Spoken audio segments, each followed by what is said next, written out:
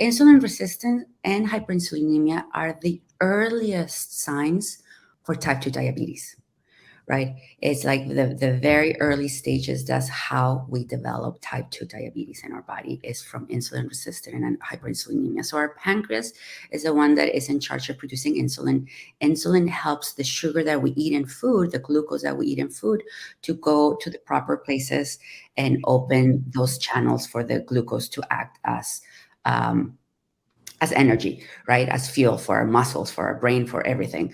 Insulin resistant means that your pancreas is constantly stimulated to produce insulin. So every time you need more and more and more insulin to have the same effect, right? So that's hyperinsulinemia, because you're producing too much, because you're insulin resistant. You're resistant to the same level. So every time you need more and more and more to have the same effect in your glucose control, that at one point your pancreas gives up, and then that's when we develop type 2 diabetes.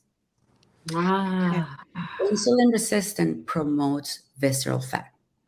Visceral fat promotes insulin resistance. Wow. Then patients get into this cycle, right? That you're more insulin, more visceral fat, you need more insulin, and then more insulin, you promote more visceral fat. So then you get in a vicious cycle that is very hard to get out of it.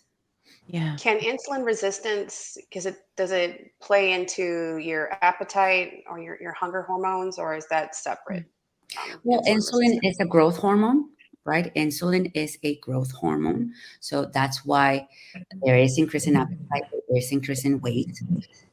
So always the less insulin, the better, but the more insulin, like somebody we're treating with insulin, even my patients with type 2 diabetes or patients with type 1 or type 2 diabetes, more insulin, there'll be more waking, more appetite, because it promotes. Okay. Oh my goodness. No one's ever said that to me before. That makes so much sense. Wow. Yes.